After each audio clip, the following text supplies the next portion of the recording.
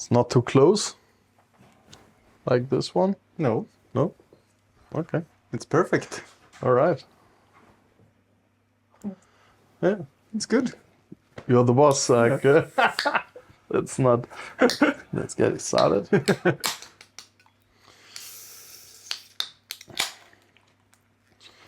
Cheers. Cheers. Yeah, so we're trying something new with boas and beers. We Perfect welcome combination. Tim to Sweden. Thanks for having me. Yeah, it's super joy to have you here. If we keep drinking like Yeah, this, then It will be a fun episode. it will definitely be a fun one, and I have the feeling that we are running out of beer. No, I think we'll be fine. Otherwise, we just crack up the whiskey too. Then it will Open for that. So be a very nice plans then.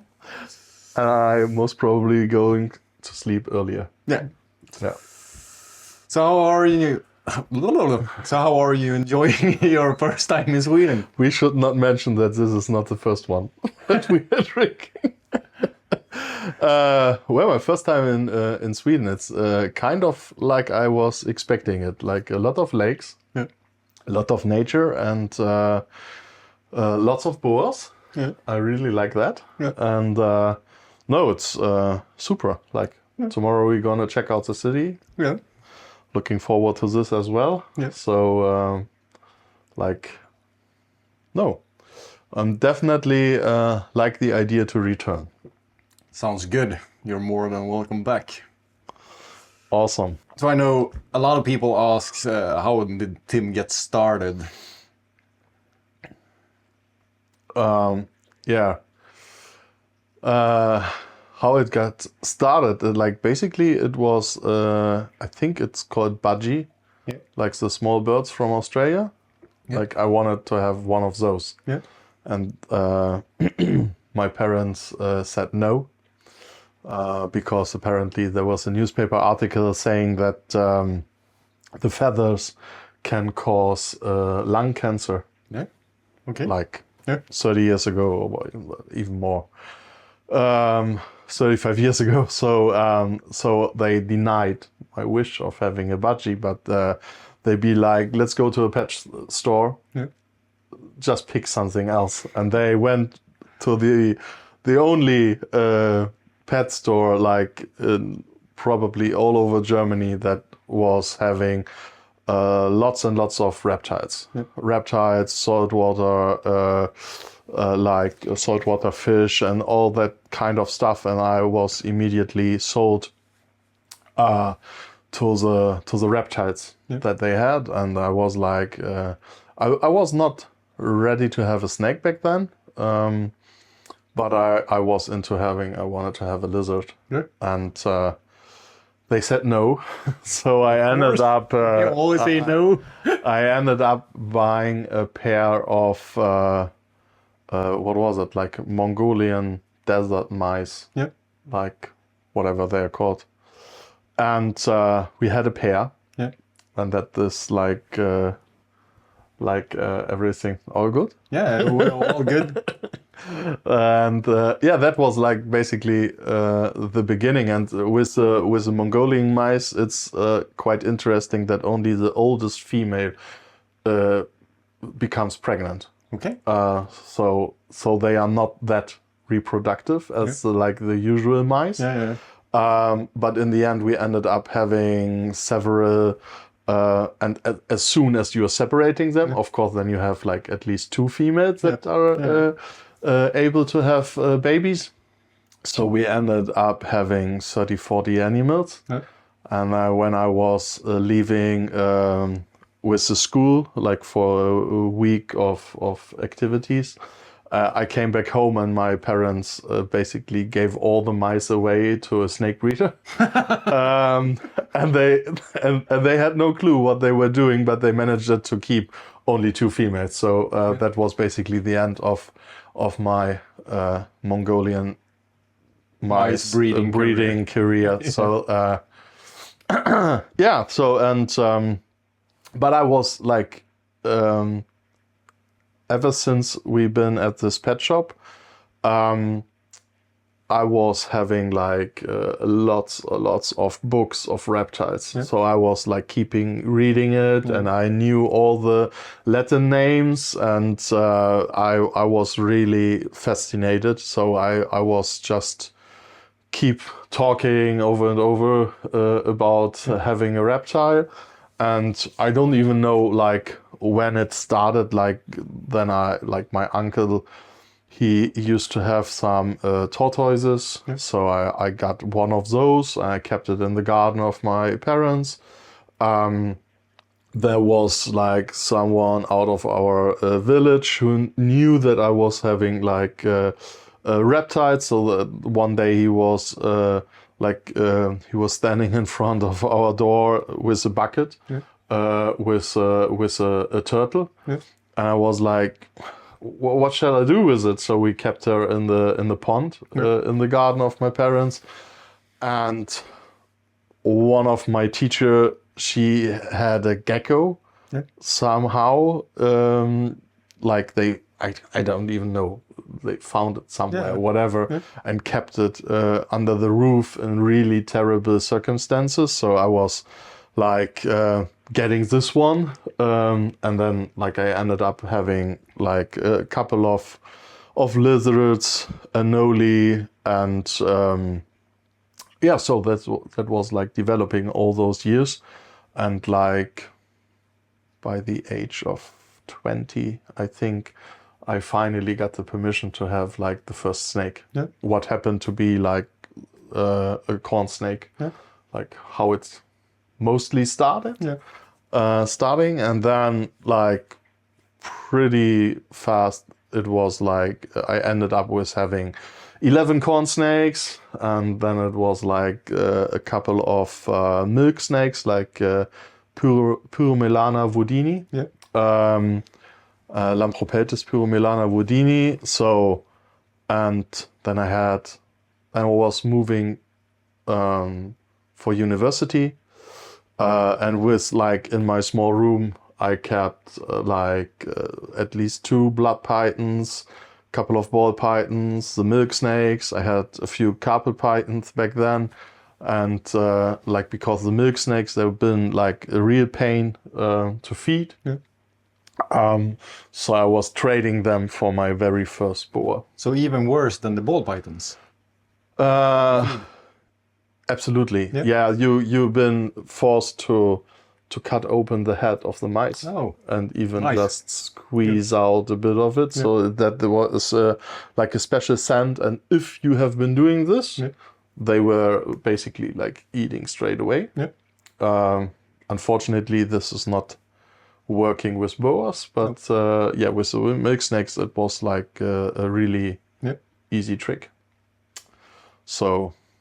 And that's how it started. That I traded my very first boa, and then I got kind of bored during my university. I had like 6 months at the company, and I was supposed to write a thesis, and instead I was like searching the internet and checking like what kind of morphs are available for the boas, and I found out that there are some albinos, and back then albinos, they were still 2K.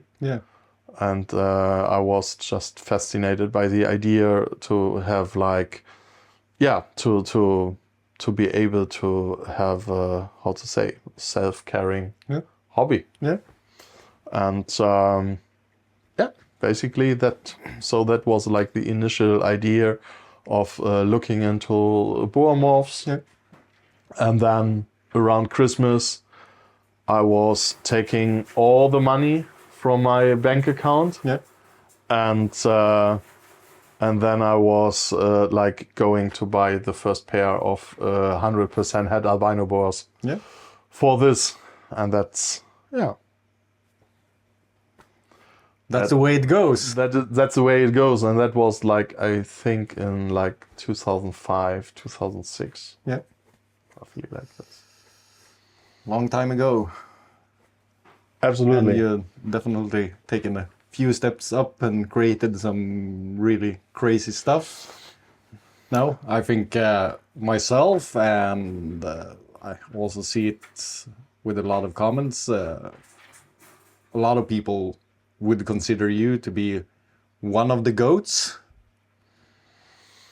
Seem to like what you have produced. In my opinion, you are. You have created so many nice stuff. For sure, there are a lot of other breeders around the world that does too, but you're quite innovative and always thinking ahead. You're thinking like the combination with so many different genes in the animal with all the recessive, so it's not so easy to copy for people. And because I like just take the Habanero projects, it took a long time before I think anyone else created a Habanero. Yeah, I think like I'm not sure if we started it or if there was like simultaneously. I know that there were not a lot of people doing this kind of combination back then, and it's always like a bit of a surprise. Like you never know what's coming out. Like I remember when we like did the like the initial breeding to produce the first 100% heads. Yeah. I think it was from breeding a VPI motley to a hyper leopard. Yeah, then it like takes quite some years before you see the first visuals and you just don't know what to expect. And I remember like seeing the first visual VPI leopards, and they were like turning so black that I was really disappointed. And I was like, yeah, I was really not expecting a lot from that breeding. So I was super happy with the very first Habanero that we saw, because it was like the hypo really did such a difference. And it's been it's just a shame. Like I've told the story a lot. Like the very first female that we produced, she really was exceptional.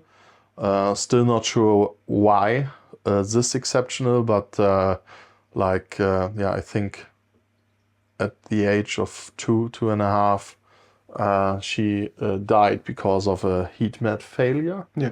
And this is like probably the most hardest loss that we had to take, or I had to take, like all over the years, because she was simply like incredible. So still like to share pictures of her. And can't wait to produce more Habanero. It's really hard. Like when you have multiple recessive combinations, then it takes quite some time to like get to this stage. And that's also like for a couple of years, people are asking me, I only want to have 100% heads. They don't exist yet. That is like how it works. Like when you try to come up with new combinations, especially with multiple recessive combinations, then you obviously first of all you are creating the heads. Then you try to hit the first visuals, but beside the visuals, all you're receiving are pos heads. So everything is 66% pos head, and so it quite takes some time to finally be able to breed visuals like to the 100% heads to receive 100% heads. So I'm quite happy that like last year we received back in 2023 we received the very first 100% head Habaneros. And of course, it's quite interesting. You even did the 100% head Habaneros on Labyrinth. And we even did that. And also like last year. Exactly. That's true. And that's something I'm really looking forward to see, because I think the Labyrinth with the Habaneros, very interesting to see. But I think the pink from the Labby will make it. The pink from the Labby is also like when you look at the Labbies, you have like these pastel touch, like they have like quite a light color. And so just imagine that it will even reduce the black of the animals. So that will definitely help improving the color. Yeah, because So that's something that Labyrinth does. It decreases melanin in the absolutely. animals. It's like even like a pure IMG labby never turns really black. They get more of like a brownish color, almost. Yeah. Another project you've been doing quite well is the Spectre project, the VPI and Black-Eyed Array, I think. We created one of the coolest animals I think the world ever seen. The Hypo IMG Spectre Jungle female. True. Yeah. Super happy with this one. Like I was not expecting, I was not expecting to look that she was looking like this, like what she ends up, or hopefully ends up. Like I'm still hoping and keeping my fingers crossed that the black will not take over, and that she stays like that light on top and like is like getting this solid black on the sides, and yeah, really happy with that female and like how she developed. Like this is also like one of the reasons why I'm so excited working with the boas, because you have like you never really know what you end up with, and like just because you created an animal like the IMG Spectre Jungle, it doesn't mean that you are able to like reproduce it. No. So this is like the curious thing, like what I'm very excited about to see if this is if we can basically reproduce it, right? So we are about to find out. Yeah. So how much have you been offered for that animal? I received no offers because I was just like immediately it's not for sale. Saying that this one is not not for sale, and then that's. But I know like the Spectre project's been especially a lot of people. I actually remember like a few years ago when I was at your place, you were having quite a lot of males that were 100% het Spectre, and you were like. Almost giving it away to me and asking me if I did the Spectre project, and I'm like, no. And nowadays I know there are so many people that's asking for males that are 100% het Spectres, because like you said, when you are breeding hets to hets, the not visual ones are only possets. But I know like for this season you actually did breeding just to produce 100% hets.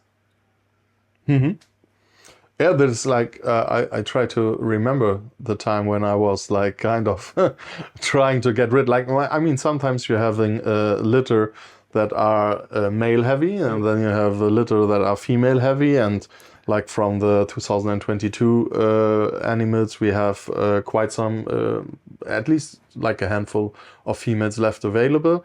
But we have 0 males, like at all, available at all. And so that is like, sometimes it's challenging. That's true. I think that 2021 or 2022, not sure if we even did some breeding in 2021, but in 2020 we had a litter with like lots of males, and that is like, Yeah, I remember you had like a bunch in the. It was like 4 or 5 males. So you were like, I have to get rid of some, and. I think a lot of people, they would have been happy if they would have gotten one then. But then no one had seen a visual Spectre. I'm not sure, to be honest. Or like was it produced already? There are like Spectre around for quite some years, so we definitely have not been the first to produce Spectre. There have been quite some people having. Like I think Mike was producing Spectre, and I also believe, I'm not sure, but Chris Coroneos from Florida, I think he got some from Mike. So there definitely are some, there've been some Spectre out there before. but in the end, you can also see like differences, that this also something, just because it's a spectre, doesn't need, like, they don't look like the other. Yeah. Like everyone is working with not different strains, but like due to selective breeding, Yeah. etc., etc. Like the animals are also looking different. Yeah. So and so that's once again is also like nice. Like basically when you look at our red dragon, sometimes I see pictures posted and labeled red dragon. Yeah. The animal you see is like albino, and then it's like obviously you look at the eyes and you see, okay, there seems to be blood in it, but in the end the result is not comparable to what the red dragons we are working with right now. Nope. I mean, also thanks to the work of Tom Burke. We received like I think in 2011 we received a couple of breeders from Tom, and we just continued working with it, and obviously like with selective breeding and like the lipstick albinos that got out of it. Like I have a keeper pair, and they are just like, most probably I would pick them before any other red dragon, because they are so beautiful, such a nice color, such a nice pattern, and I really can't wait to breed them. And I don't really need the red dragon out of it, but just seeing like let's call it a super lipstick, whatever may be the outcome, but very curious to see what's going to happen. Because I think that you're very well renowned for the high quality red dragons. I know a lot of people, especially from the States, that are commenting that type we don't see here. I know there are some breeders that are producing nice red dragons in the States too, but I actually get quite a lot. The question is why do we have more high quality boas? This is like putting Chin out a little bit. No, we're not going to upset anyone, but they're asking, why do we have higher quality boa morphs in Europe than they have mainly in the States? Do you have any? I've never seen it that way, to be honest. Like if there are like, that's not like my experience so far. Obviously I'm happy, and I like the animals that I'm working with, and I like to. I also have to admit that at a certain point I just stopped following anyone else. Like that I know. If you look at your Instagram, you're not following any other snake accounts. Not a lot. It's like a handful of people that I'm following.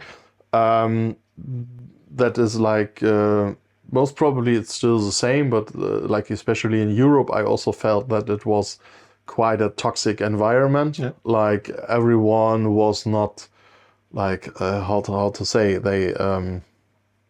they did not want you to have the, like we say in Germany, the dirt under your nail. So it's like everyone was jealous. Everyone was like trying to beat someone and to sell cheaper, and to like, and also just like bullshitting around. And so I stopped completely following like all of them, and just focusing on what we are doing, or what I was doing. Just focusing on my animals, on my work, and just thinking about, okay, how can I improve the work? How can I improve like the experience for the customer? Like how can I improve this? And like obviously like taking better care of the animals, like having more like laboratory tests, like so I can improve the health of the animals, that I other paperwork, better shipments, like creating or enabling to ship our animals ourselves and not using like someone who might be shipping dozens of different species in one box from different breeders. Like, I mean, obviously I get it why this is happening, because you cannot always ship like one single animal in a box. It's super expensive. But in the end, however, so we are also been reducing our shipment costs. So especially for the US, we have twice a year we have our US shipments, and we are basically able to not add any shipment costs. So I was just focusing on that. And if there are higher quality animals, I mean, in the end, like it's kind of started in the States. So all the animals that we are working in Europe with they are from the States. But it is quite funny. Like, I remember a time when there was like a lot of IBD stuff coming up. People from the US were like, you really have a problem with those IBD over there. I was like, well, but where did we get the animals from? Like, we are all sitting in the same ship. But some of us might do a little more testing, or it was just like when they. But I also think that the first PCR was developed in the US. So, and this is like, so I really see it as a whole. And I'm not like, I think there are some really excellent breeders in the US. It's definitely same as we have like in Europe. So I would not feel that, like, if people have the perception that we are having more beautiful animals, and I'm happy. I mean, I'm obviously I'm proud of the animals that we are producing. So that's I think it's the belief that it's kind of equal. I think it was quite a politician correct answer. No, but it's also like the way I feel like that's. But I think we see it in Europe too, that a lot of times people, they always want, not all of course, but a lot of people, they want to get different kind of traits for the least amount of money, and they don't look at the quality and don't understanding like the polygenic nature of colors and patterns and stuff like that. And of course, if you buy, for example, like a blood that is very pale, sure, they have like the dark eyes and everything, but it's a super pale one, and you breed it, maybe it costs way less than like a super nice red one, and the same, you breed it to like an albino het blood female that comes from like the similar type of lines, and you got the pair super cheap. For sure, you can't expect to produce super nice high-end red dragons. Then you get the more albino type ones with pure red eyes. I mean, in the end, like I do believe that the people get it. They get the difference, but they just don't want to accept it. Like, it's that's what is happening quite often, that they are sending messages and we like want to buy a bloodhead albino. What are you asking for it? And oh well, that's so expensive for that. I can buy that for whatever, 50% of it. And then I always start questioning, like, okay, why are we even talking? I mean, that is awesome. Like, go and buy it. Like, if you 50% off, that's amazing. Take two. So, and in the end, then it's like, I really would like to have that animal from you. I really like the color. Okay, so apparently we are not able to compare the animals to each other, and this is like, what's happening like quite frequently, that the people try to to push down on that level. But Yeah. but right now, like over all those years, I pretty much just I don't. It's not bothering me. I just be like, that's great. Yeah. Take it. Yeah.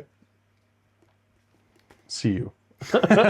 Yeah, and then it's like it doesn't. I don't want to argue. No, but at that's this- the strange at thing this when point. people send and they are complaining about prices, and they are trying to persuade you that your price is too high because they can get something, but they still want to buy the animal from you. Then of course somewhere they see the difference. And for sure, maybe they don't have the budget to buy it, and that's just fine. But then it's better to be honest and like, We all have been there. yeah, Like I remember, like I wanted to buy this and that morph, and maybe even more or whatever. And of course, like I get it. Like you don't always have the budget, but you really want to get into it. And in the end, it's like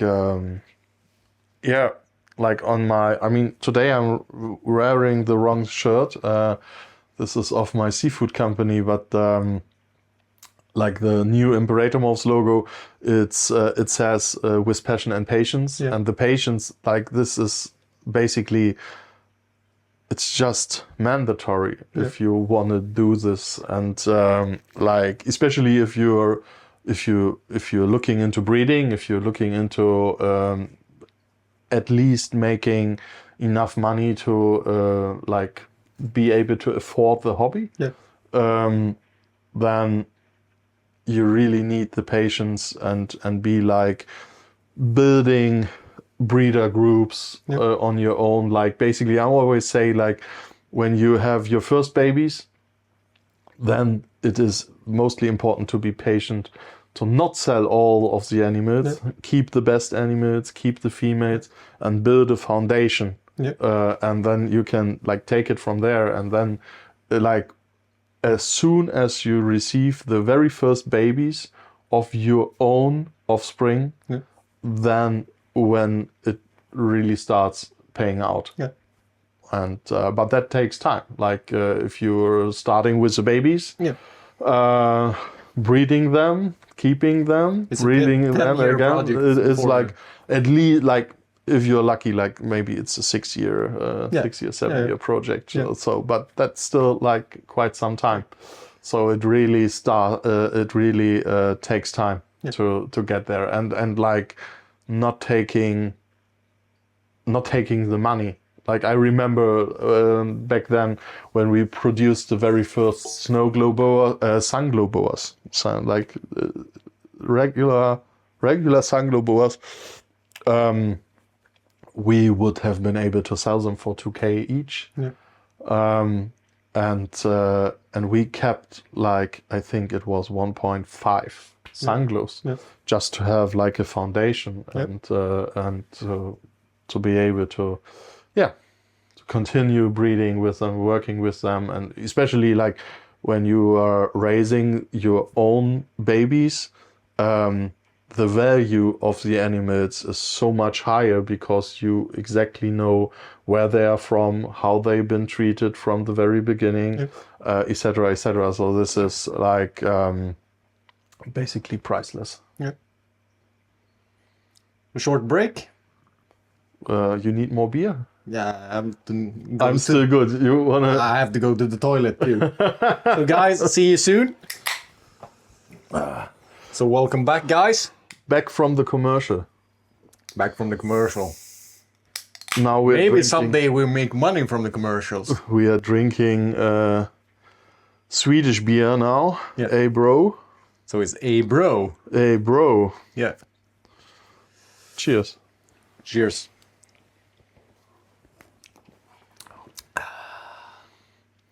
Approved. Yeah. Yeah.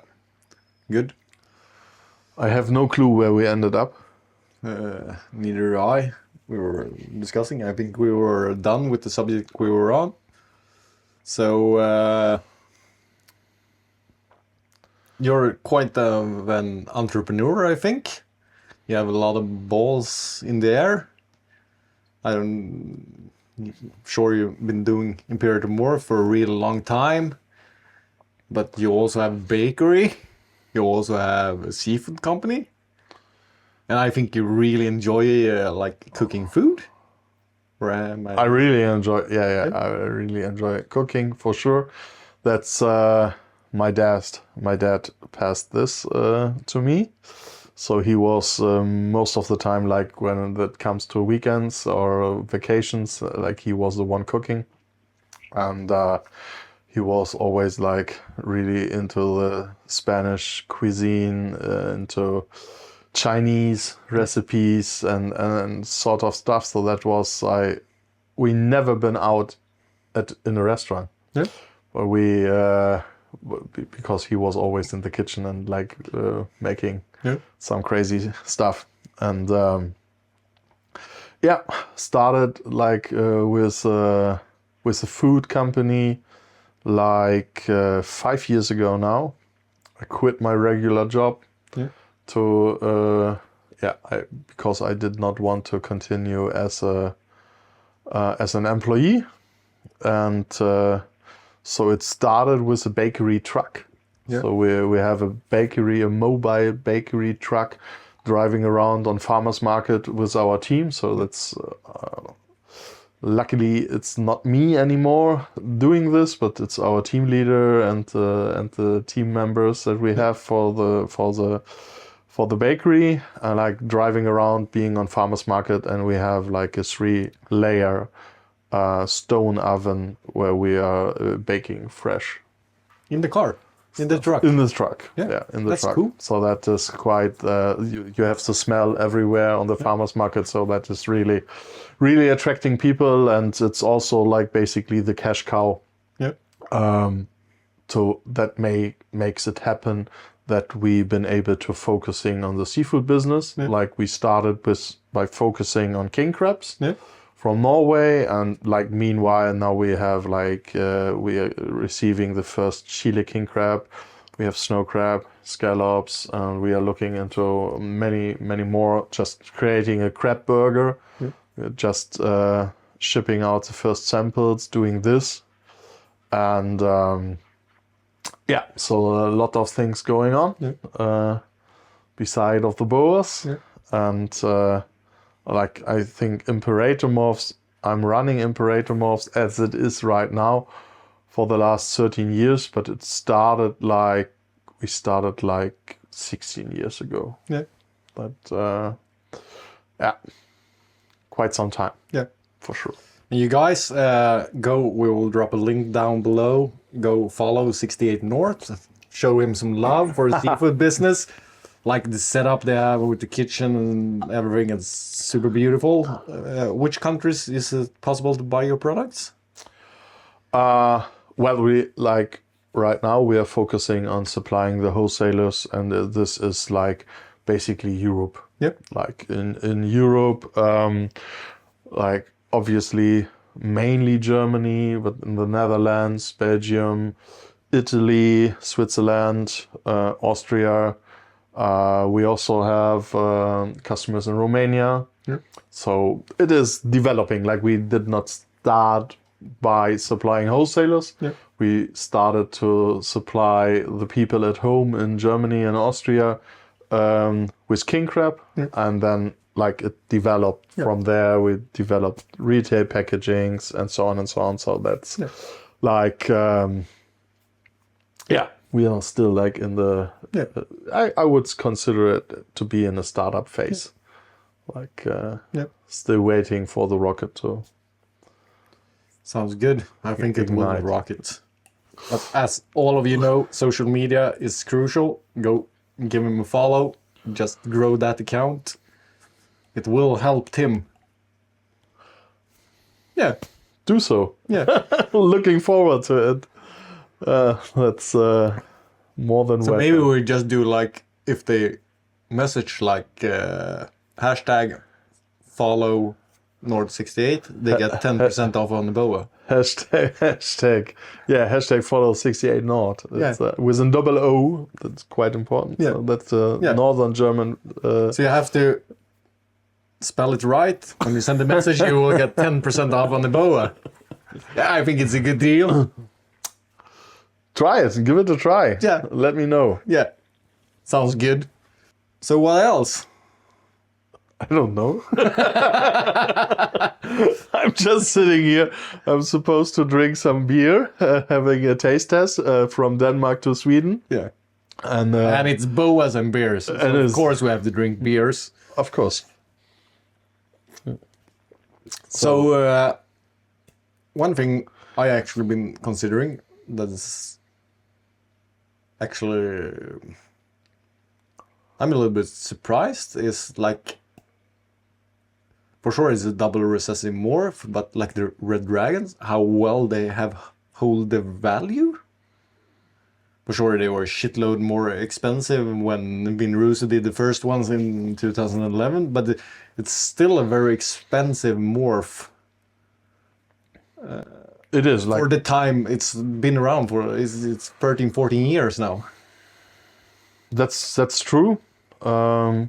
This is why I really like to tell people that it's worth focusing on multiple recessive combinations. Like you can have a look at the VPI Snow Glow, for example. You can have a look at Habaneros, like basically all the multiple recessive combinations. They keep their value quite good. Yeah. I think with the Red Dragon, additionally, it's also about the like the huge differences in quality or like in appearance, like the huge difference in the intensity of the color. And like, I mean, just imagine like last year we produced the very first Red Dragon Labyrinth. Yeah, I'm happy to have one just beside you. And exactly. Yeah. So, but I'm also like really surprised by the look. I was not expecting this. Like when we first received the litter, obviously I was able to tell what was a labby and what was not a labby. But I was not like blown away. No, I know. I was there by the coloration. Remember when I was opening got the it bag from Thomas and you put it in, and we were both like, "This isn't what we were expecting." I mean, it's been beautiful labbies, beautiful Red Dragon, but it was not like really making a difference, like having the labby in it. And now. The whole bags that are still at my place, they developed this super nice yellow to it, so you really can tell the difference now when you put a regular Red Dragon to a Red Dragon Labby. You really can tell the difference, and that they are looking so cool. And this is like why I also say, like, I mean, this is like cast strain albinos. But also, especially with the VPI, you really need to allow them to develop their color. Like when the VPI are born, they most of the time they do not look spectacular. Of course, there are like when there's jungle involved, etc., like certain pastel lines, then you have like quite some beautiful animals. But still, even the beautiful animals. Within the next 2-3 years, they gonna surprise you by the coloration that they're gonna develop, and this is like what, you really are not able to tell, like from the beginning, how those animals gonna develop. Yeah.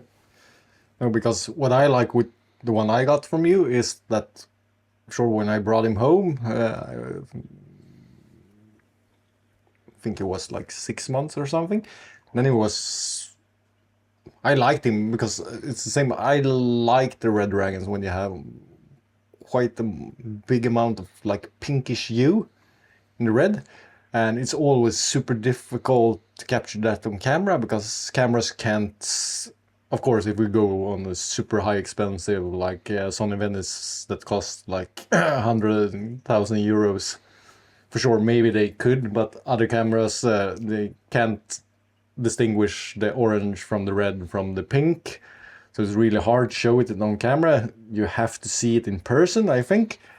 But like the way he develops, like you said, how he has the pattern on the back, how it's became the yellow touch something, but also the side, how saturated he got on the sides.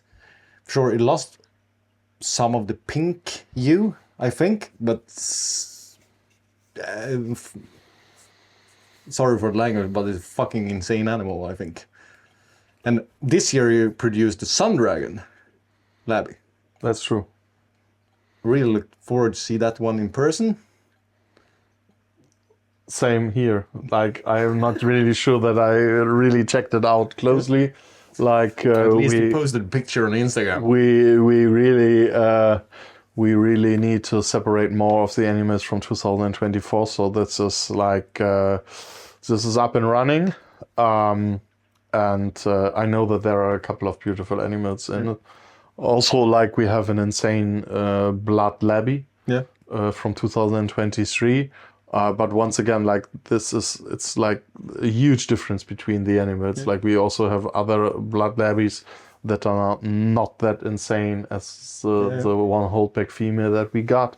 I know which one you're talking about. It's super nice one. It's really glowing, and so and this is like what you want to continue working with, right? Yeah. So from the beginning, when you're like, okay, I'm going to breed something to make like the Red Dragon Labyrinth, did you have an idea of what this will produce? No. You're just like, okay, we'll do Yeah, this. but basically you're hoping for the best, and this is like what. So now when you have the result, when they have developed, are you pleased, or did you even consider it to be even better? There is always space for improvement, like looking for the next level, looking for the next step. And for example, surprisingly, like the Key West is adding quite some nice color. Yeah. We have some Sunglow Key West, 100% had blood. And if you compare them to a regular Sunglow, I would take the Sunglow Key West any day. Yeah. And this is like, for example, adding the Key West to the Labby, to the Red Dragon Labbies, for example, that just pops up. Maybe even Aztec. I'm not sure, like, if there is a Key West Aztec so far. Not sure. But something I really like is the Labyrinth and the Aztec that's been made. This year we produced the very first LabTech, VPI LabTech. 100% had Anery, so that's also like quite nice. Looking forward to continue working with those, and so many more combinations. So it is, but most of the time I don't have the time to like appreciate what is the result. It's more that I'm already thinking of, okay, what can we do next? Like what's the next thing that we can go for? And that's the same basically with the Habanero. I mean, we didn't even produce like a lot of them to even be able to make one available. But I'm already just like can't wait to see the very first. I call them Glacier. I know that there are quite some people out there who don't like to like have a new name for a combo. But I can truly imagine that that's like a VPI Snow Glow Leopard, aka Glacier. There I also think that the same people that are controversial about naming new morph is the same one that would name morph themselves if they created it. Probably we never find out. No. Like it's like in the end, I mean, I was not really even considering when it was coming to the Habanero. I just had a super beautiful red female, and I was joking on social media, like I think I'm gonna name her Habanero, and then like the people just started using this term, and then it became a thing. So in the end, we also don't say hypoalbino, we say sanglo, we say Santec instead of Aztec sanglo. I mean, Aztec sanglo would be an albino hypo Aztec.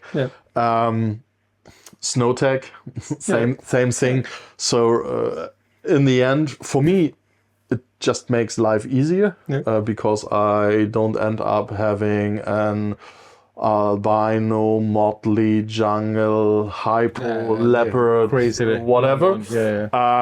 But I also do get it. Like, of course, like when you get into this hobby and you are starting, then in the beginning you are confused. Yeah, for sure. You just like someone writes Santec, they like with all those different morphs, with all those combinations, and then you have even different names for sharp and Carl albinos and so on. So this is, I truly get it. But on the other hand, like, I mean, basically I kind of grew up with it.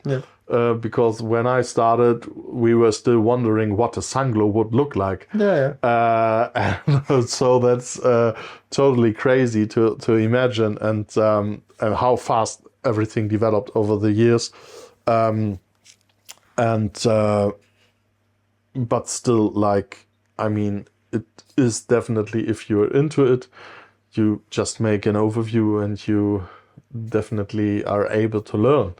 Like what this means, and I'm not sure if it makes things easier. But this I also think a little bit like, sure, now you have the wrong shirt, otherwise we could show it, passion and patience, because I think the people that have the passion will, even if when you're new, you will put the time in to try to learn the genetics, what's recessive, what's code incomplete dominant, or what's dominant, just to figure out what's what and what I want to work with.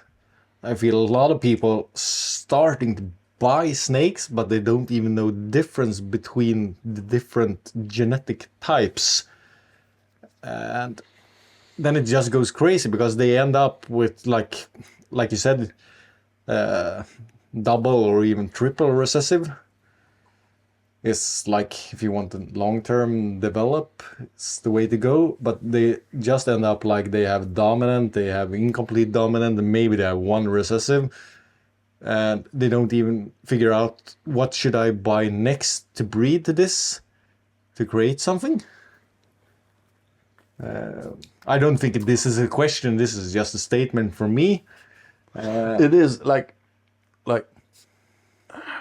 in the end, everyone needs to question, why do you want to start? Like, not everyone needs to breed boas. Definitely not.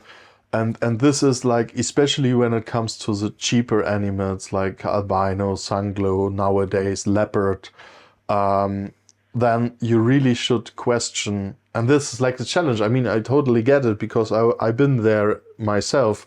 Like you are passionate about it and you like to start. Then you have like barely you have a knowledge, and then you you're at a show and you see a beautiful animal and it's cheap, so you buy it. So and then you start from there and you are like, okay, and then you are at the next show and you see another cheap animal and you buy it, and then I like, oh, I can put those together. How cool it is! This is a hypo head albino leopard, and this is like head anery. What else? Sterling. And then just imagine the combination that is coming out of it, and in the end you are like disappointed. Hopefully someone is going to tell you before you have the babies. Yeah, you ended up with normals, maybe hypos, that are pos heads for a shitload of pos heads, 50% pos head for this, 50% pos head for. But even if you have like a matching couple of pos of heads, like let's pretend you have a couple of double head red dragon, it should be questioned if you should breed those together. Like if you really want to desperately breed, then at least it should be like albino head blood to bloodhead albino. Yeah. So you're ending up with red dragon with bloodhead albino, 100% head albino with albino, 100% head blood. So at least like the baby's gonna have a certain value, and you're still gonna have a hard time selling those. I remember the very first clutch that I had from a corn snake. I was breeding an albino to a regular corn snake, and that is like 20 years ago, like something. And I was just like super excited that the babies were coming out. Yeah. And was even calling my parents. I'm a father. And my mom got a heart attack, and no, it's snake babies. Oh, thank God. And it's like, and then I ended up taking care of the babies, and I was like asking 15 euro for it, like what is, I don't know, 18 US dollar. Yeah. And I ended up that people were still negotiating with me, and they wanted to pay like $5 for it, and then it's like, and then it's just getting sad, and this is like basically the same what's happening with the boas. You definitely should not be breeding. Like if you want to do this for pleasure, and if you're having the space, and if you are willing to letting them go basically for free, go for it. Or if you want to keep everything. Or if you want to keep to, but you always have to consider. This year we had a litter from a first-time mom with 60 plus babies. 60? 60. It was like plus. 60 plus. It was, and for a first-time mom, that was a completely crazy litter. Never had something like this before. Even like 40 plus is remarkable, but 60 plus babies. And this is why you always have to keep in mind that things can happen that you are not planning. And are you having the space? Are you like, and then it really quickly gets frustrating. Yeah.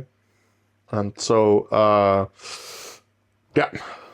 to begin back to the beginning, really question if you really want to breed, and if you want to breed, then just make a good plan and just look for someone who's able to give some advice and like help you, because you should not try to figure it out yourself. I mean, obviously you can do and you should do your own research.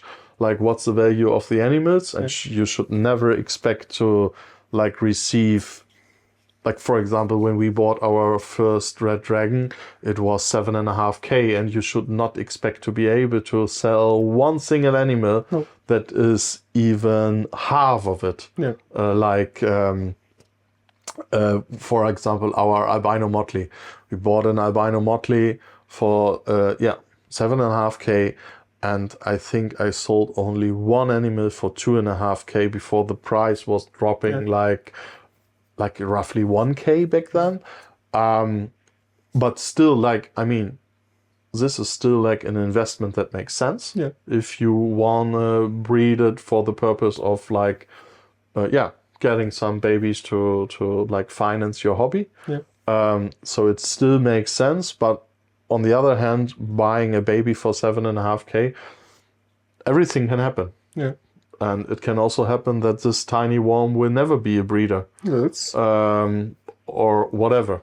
Or it takes, I don't know, 6 years before you see the very first results. Yes. And there I think we've seen like the motleys from the beginning. When motleys came, it was a big thing. Everything. Today, I think, actually feel a little bit like a lot of people like disguise the motley. And for sure, if you get too much motleys in your breeding groups, because you can breed motley to motley, the super motley is a deadly combo. But yeah, I think that motley still has its place in some combos, that it makes them nice, but I can definitely see that people maybe don't want it, especially like, I think that you should think that, okay, if I have like motley on the male side, you shouldn't have motley on the female side. in the same breeding groups, like if we're talking VPI or yeah. But the same that was with Motley, now we see happening with Labby. A little bit. There, the super combo isn't deadly. Then you make the crystals instead. But for sure, you see a steep decline in prices. And it's nothing strange, because if you have one Labby and breed it to normal, you get half Labbies. About. That's exactly what was happening with the Motley. Yeah. And this is why I'm always recommending to go for multiple recessive combinations. So like the Hypo Labby, 100% had VPI, 100% had Leopard, like 100% had for Habanero Labbies. This is basically the reason why I like to go this route, because the animals are not that easy to reproduce, to mass produce. Like having a regular Labby, that's basically an easy task, and that is why it's basically the same with the Scoria. Yes, probably even worse than compared to the Labbies. Yeah. But the prices, I know that there were people out there that were having like 20 liter of Scorias. Yes. Why? I don't know, because you are pushing the prices that far down. Yeah. And then obviously the people do not see the value anymore if you are pushing out Scorias like this. And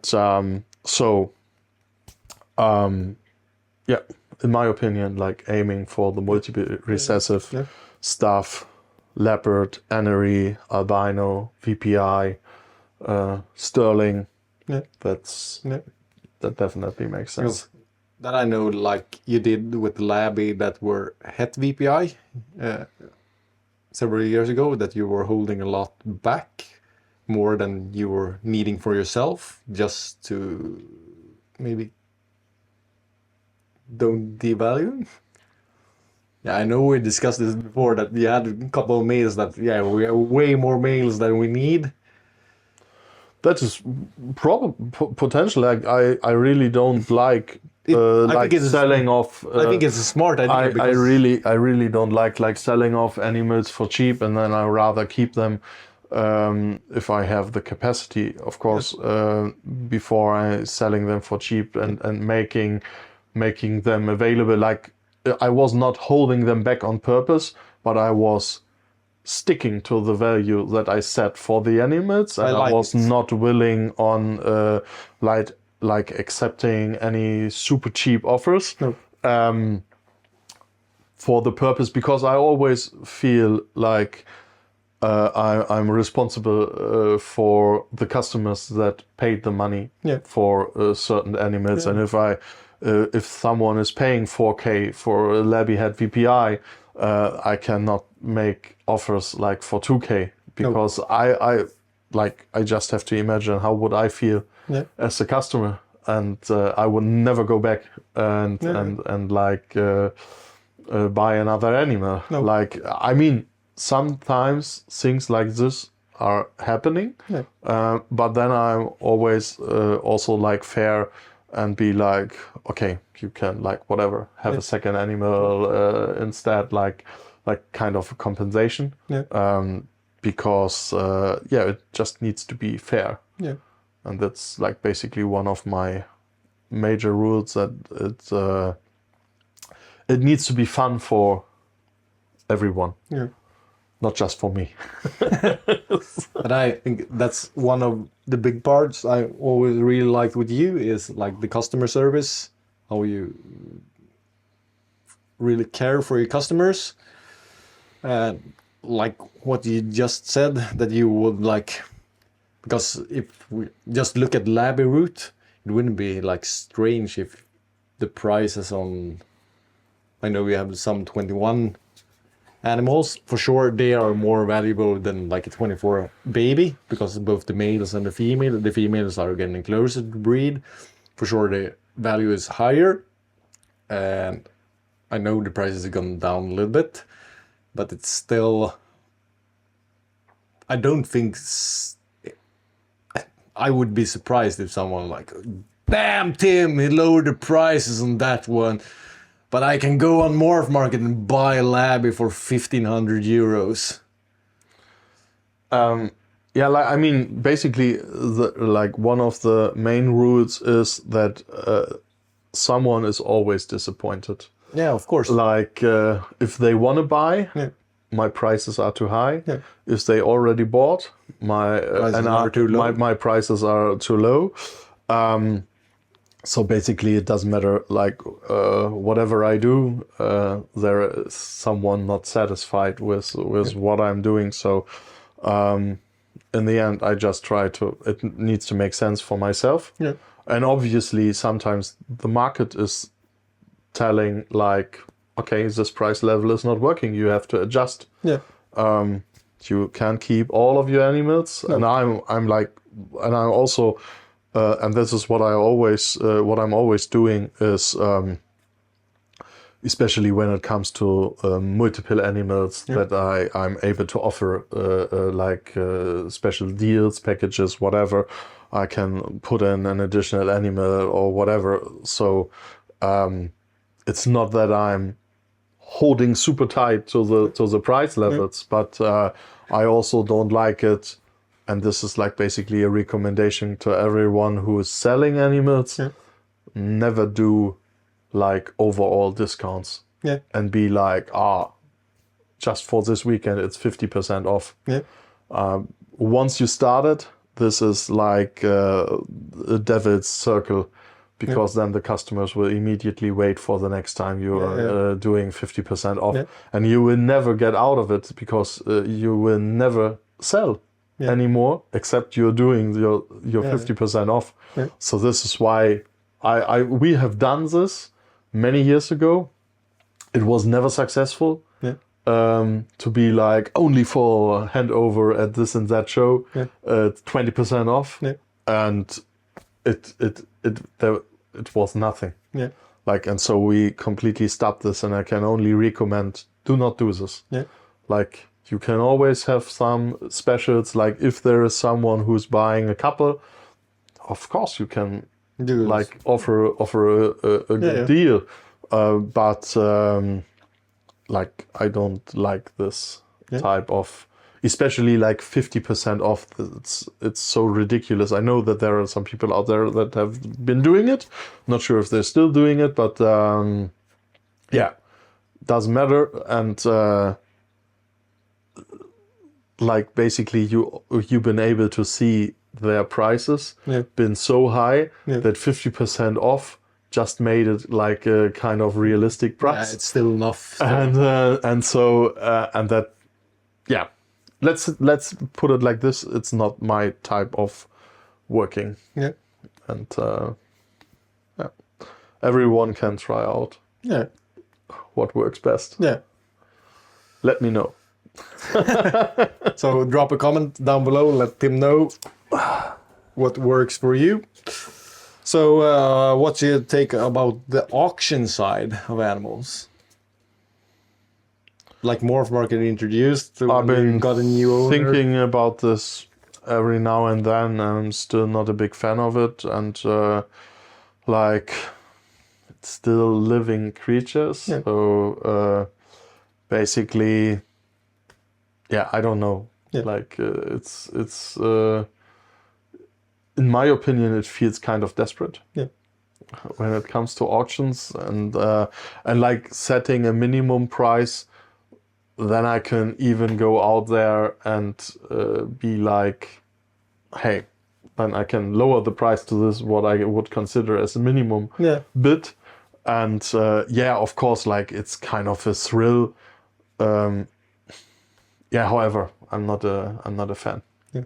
I think if it would be in like a live auction where you have a lot of people, like if you take one of the big shows, maybe, but I totally agree with you. I did live where I was both pissing on sales on auctions, but I was like, after that I was like, who am I to judge? I have to try it. The first one I did, sure, was a couple of nice animals. I think it was a hypo blood motley, a sunglow motley had blood, and a hypo het red dragon, and something else. with no reserves just to see what happened. Like, okay, if I lose shitload of money, I lose shitload of money compared. And we made this guy super happy in Norway because he bought all 4 for way less than the most expensive one was for normal asking price. But he's super happy with the animals. Then I was like, I'm going to try it one more time. Then I did a hypomotley labyrinth had snow and a sun dragon female. And I actually put the reserve prices but about 50%. And I can't get how the hypomotley, I think it was like $5 from reaching the reserve. But the sun dragon sold and is planned to go to Canada. But after those, sure, it's just 2 tries. But I'm like, no, I don't think it's a viable solution. I know that morph markets think it's very good, and for sure it looks good on the numbers that you increase the number of sales. But I think most stuff that sells on auctions sells for so much lower than the value of the animal is. For sure, you see some auctions where the prices goes even higher, because I think that's the intriguing part for people when they start to bid against each other, like the last hour. They get like thrown away, like, okay, I put another 5 and I put another 5, and then all of a sudden an animal that was listed for 1k goes for 1.4k. Then it's super happy for the seller, but most times the 1k animal sells for 5, maybe 600. So the only thing we're doing is devaluing the market, I think. Yeah, it's super hard to say. I really haven't been looking into it a lot. Never been trying it yet. And I also just seen like ridiculous cheap prices on those that were up for bidding. And in my opinion, it devalues the animal. And it kind of makes a desperate, like it's a kind of a desperate move. It's not selling for the price that I have in mind, so I just set it up for bidding and I hope that anyone will gonna take it. And on the other hand, like sometimes that is even maybe missing responsibility, like someone is buying it who's not aware of shipping costs, etc. So that there are quite some challenges as well. And however, so far it was never necessary for me to do so. I don't really, I'm not eager to look deeper into it. And like I would really like the idea of having super special animals up for a bit, but in the end, like a sale of a special animal, or like an animal in general, in my opinion, it's something personal. Like you want to share some more pictures, you want to share like another video, you want to talk about the animal, like how is it acting, how is it doing, how is it like a calm one, is it like a pissed diva or whatever, and how are the parents look like. Probably maybe this can all be uploaded when you auctioning it, but it's like, for me, there is more to it when you're selling an animal than just, because it's reducing everything to the price level. It's reducing, like, and this is basically like what we have been discussing earlier, is that it is not about the price. No, it's about the appearance, it's about the pattern. It's about the age, it's about the sex, it's about health controls of the stock, etc. So this is like everything, and it's not like, of course we also don't want to pay like 3 times more than definitely not. Usually not, but However, Yeah. no auction. No auctions. No, I really don't like it. I don't think it's.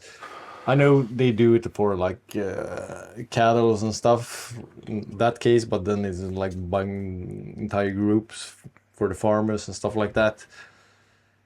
For sure, I know they do it on horses.